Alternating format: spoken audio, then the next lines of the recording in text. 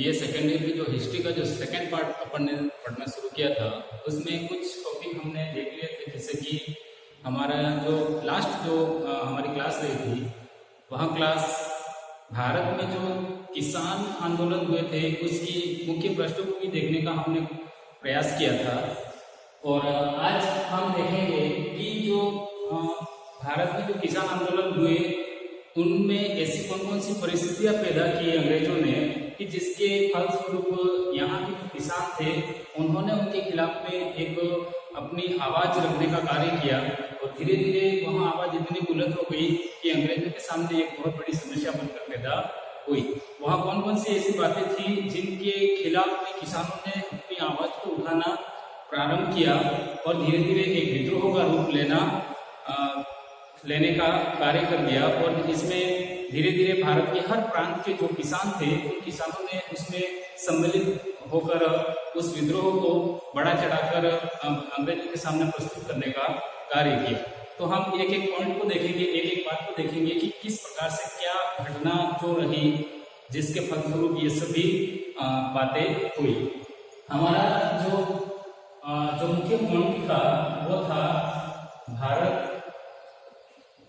में किसान आंदोलन। इसका हमने जो इसकी मुख्य मुख्य बातें थी जो जिसको हम एक पृष्ठभूमि जिसको बोलते हैं वो हमने थोड़ी बहुत इसमें डिस्कस की थी। और आज का हमारा जो इसमें टॉपिक है वह है आंदोलन के प्रमुख जो कारण थे उन कारणों के बारे में हम आज यहाँ पर अध्ययन करें। कारण वो बातें रही होगी जो यहाँ के किसानों को अच्छी नहीं लगी और धीरे धीरे करके किसानों को कष्ट देने का कार्य किया। उन बातों को हम यहाँ पर देखेंगे। उसमें सबसे पहला पॉइंट हम देखेंगे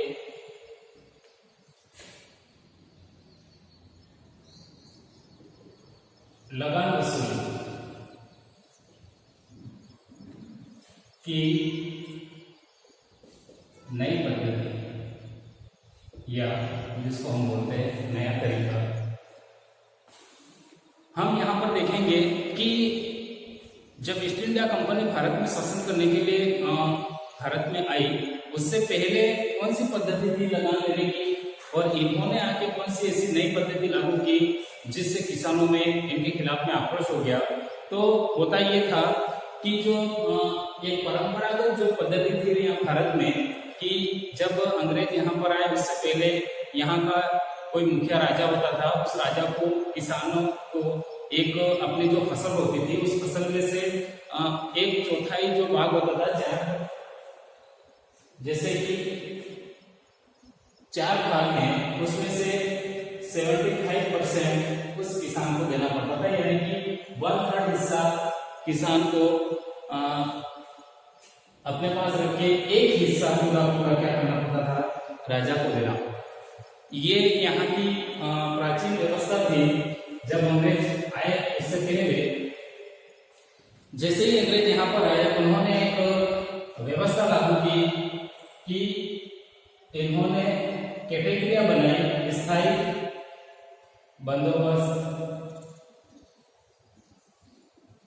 रेत पड़ी बंदोबस्त और महागठ बंदोबस्त।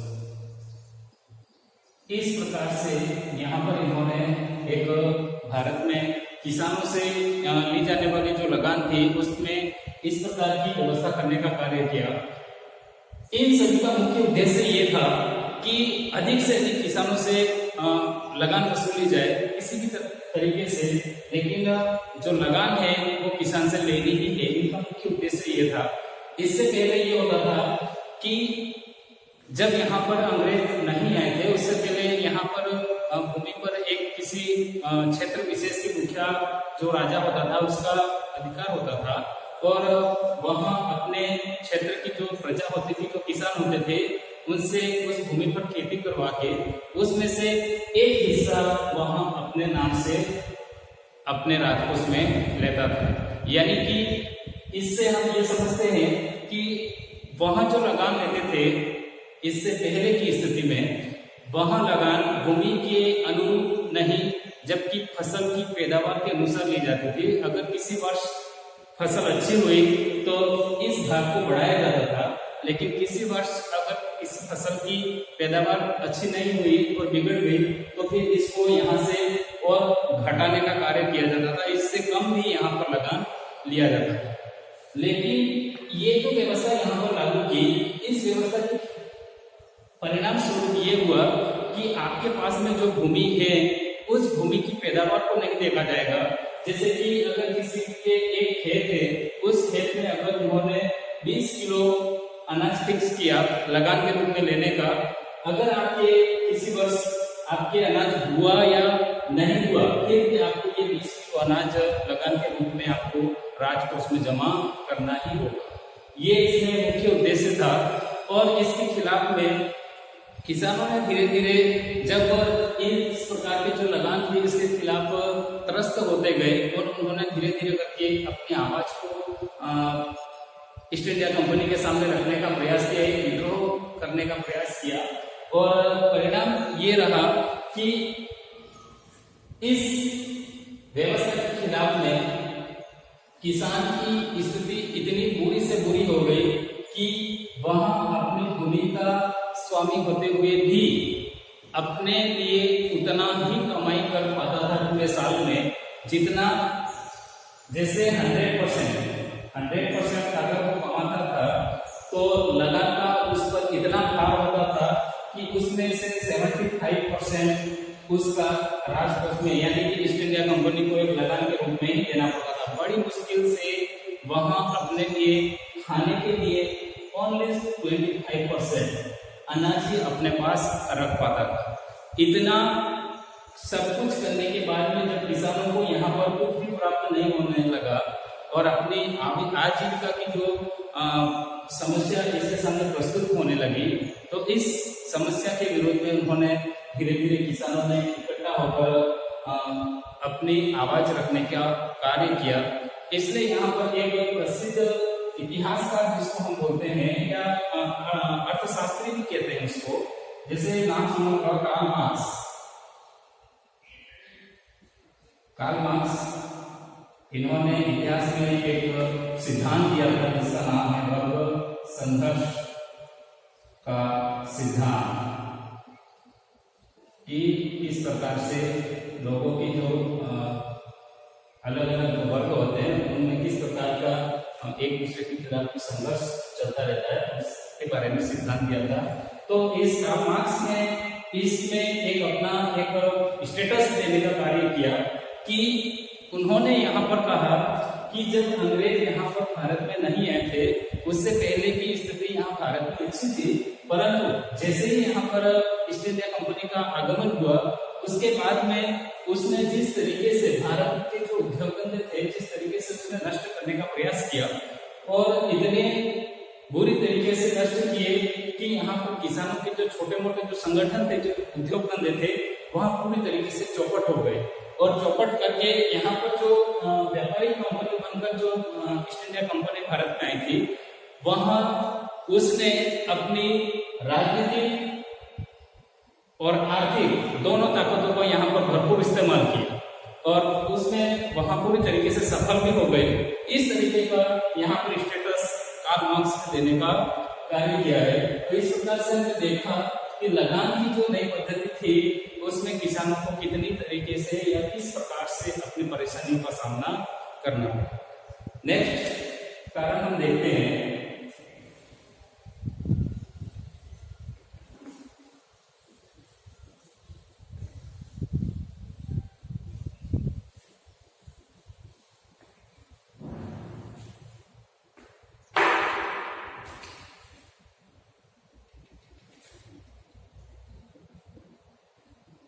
भूमि के छोटे छोटे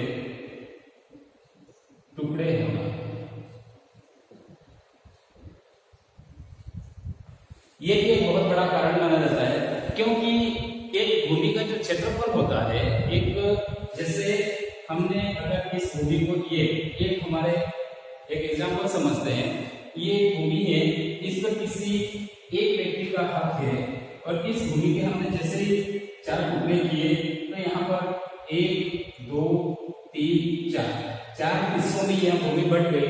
अब 4 टुकड़े होने के बाद में 4 व्यक्तियों का यहाँ पर स्वामित्व हो गया और उनका एक अलग अलग क्षेत्र विशेष यहाँ पर तय हो गया और भूमि की क्या हो गई, यहाँ पर जैसे ही ये हिस्से हुए भूमि की अपनी जो एक पूरी जो विशेषता थी वहां यहाँ पर खत्म हो गई और एक छोटे छोटे टुकड़े बन गए।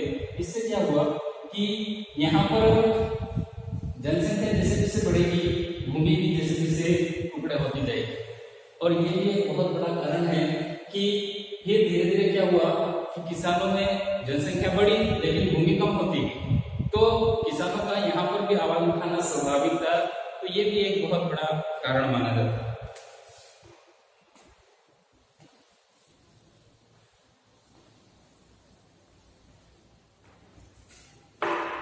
इसके बाद में हम एक और पॉइंट देखते हैं कि कृषि पर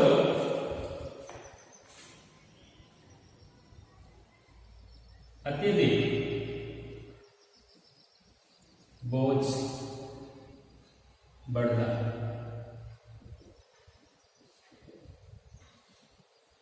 ये भी एक बहुत ही महत्वपूर्ण पॉइंट है। क्यों? क्योंकि जब अंग्रेज ईस्ट इंडिया कंपनी के रूप में व्यापारिक कंपनी बनकर यहाँ पर जैसे ही भारत में आगमन उनका हुआ, उन्होंने सबसे पहले यहाँ पर जो उद्योग धंधे छोटे मोटे जो भी थे, कुटीर उद्योग, उनको उन्होंने पूरी तरीके से नष्ट कर दिया। जैसे ही उन्होंने उन उद्योगों को खत्म करने का प्रयास किया तो भारत में जो छोटे मोटे जो किसान थे जो उन उद्योगों में कार्य करते थे वहां पूरी तरीके से बिल्कुल बेकार हो गए। उनके पास में कुछ काम धंधा रहा ही नहीं, तो उन्होंने वापस अपने जो घर का जो एरिया था उसकी तरफ पलायन करने का कार्य किया और उनके पास में कमाने का, अपनी आजीविका पूरी करने का एक ही स्रोत रहा था और वहां था कृषि। क्योंकि उसके पास में अपने परिवार की जो आवश्यकताएं थी उसको पूरा करने के लिए एक ही चीज बची, वो थी कृषि। अब कृषि में जितने भी किसान थे सब के सब बढ़ते गए, अपने एरिया की तरफ बढ़ते गए। जैसे ही उसने अंग्रेज जो ईस्ट इंडिया कंपनी जो भारत में है उसने जैसे ही इनको बेदखल किया, इन्होंने पूरी तरीके से अपने आप को कृषि पर आश्रित कर दिया। एक सरकारी आंकड़ों के अनुसार हम देखते हैं कि 1891 एक आंकड़ा है, ये कृषि पर जो किस प्रकार से किसान आश्रित हुए उसमें 1891 का जो आंकड़ा बताता है वहां 61.1%, यानी इतना बेदखल किया किसानों को कि 1891 में 61.1% लोग पूरी तरीके से कृषि पर आश्रित हो। इसके बाद में 1901 एक सरकारी आंकड़ा है जिसमें क्या होता है 66.5%। इतने सालों में इतने यहाँ पर संख्या और बढ़ी जो कृषि पर बिल्कुल पूरी तरीके से निर्भर हो गई। उसके बाद में 1911 में 72.2% बढ़ती गई जनसंख्या कृषि पर। उसके बाद में 1931 में यह संख्या लगभग 75% पूरी तरीके से कृषि पर आश्रित हो गई।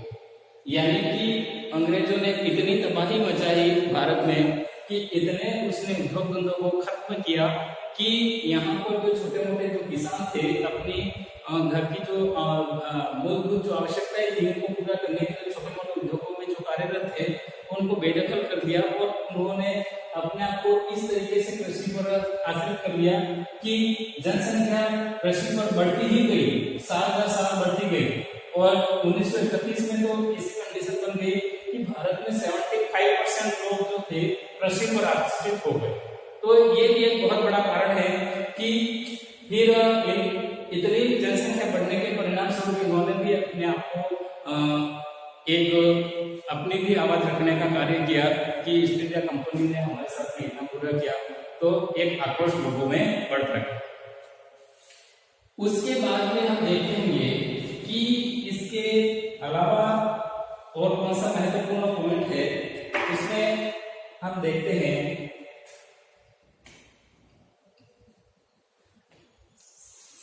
कृषि में जो भी फसल जो पैदावार होती थी वह फसल और पैदावार वह होती थी जिससे कि क्या हो, अपने घर का जो अपने परिवार का भरण पेट पूरी तरीके से हो जाए और इतना पैदा हो जाए अनाज कि अपने घर की जो आवश्यकता हो वह पूरी हो जाए।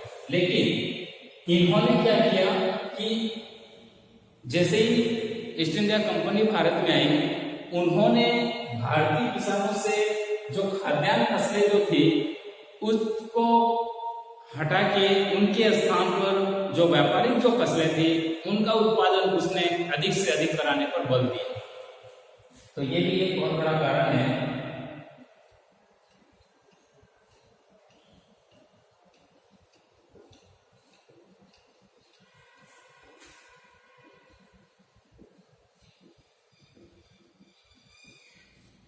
ये व्यापारिक फसलों का अधिक उत्पादन। अब व्यापारिक फसलों का उत्पादन इसलिए अंग्रेज यहाँ पर करवा रहे थे क्योंकि वहां ऐसी फसलों का उत्पादन करवाना चाहते थे जिससे क्या हो, तुरंत ही आमदनी हो और ऐसी फसलें जिसके उत्पादन होते ही आर्थिक दृष्टि से जो भी अपनी कमी पेशी हो वह पूरी हो जाए। तो उन्होंने इसके रूप में किसको चुना? चाय। फिर उसके बाद रुई, ऐसी चीजों को उन्होंने यहां पर पैदा करने का किसानों को जिम्मेदारी दी कि आप इन चीजों की यहाँ पर उत्पादन करें, इन चीजों की यहाँ पर फसल करें और आपको ये फसल ही करनी है। और इन फसलों का विदेशों में इतना निर्यात किया जाता था जिससे अंग्रेजों को भरपूर यहाँ पर इनकम होती थी।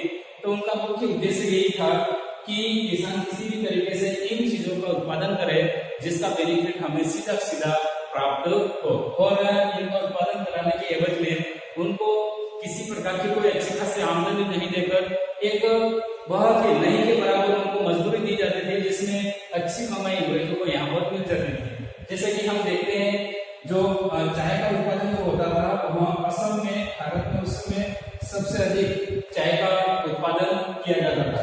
अफीम का उत्पादन बिहार जो भारत का एक प्रांत है उसमें इसका उत्पादन किया जाता था।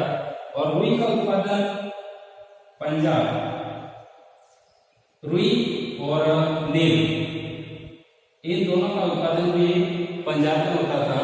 और नील का उत्पादन विशेष रूप से भारत का एक प्रांत है जिसका नाम है बंगाल। इसमें इस नील की खेती पर विशेष रूप से यहाँ पर अंग्रेजों द्वारा ध्यान दिया गया और यहाँ पर इन किसानों को पाबंद किया गया कि आपको अगर कृषि करनी है तो उस कृषि में उत्पादन इन फसलों का ही होगा, इसके अलावा आप उत्पादन नहीं कर सकते। तो इसके खिलाफ में किसानों ने विद्रोह करना शुरू कर दिया और धीरे धीरे एक के बाद एक किसान एक दूसरे के संगठन में जुड़ते गए और परिस्थिति ये बनी कि एक विशेष समय के बाद में इन्होंने अपनी आवाज को इतना बुलंद कर दिया कि हम आगे बढ़ेंगे।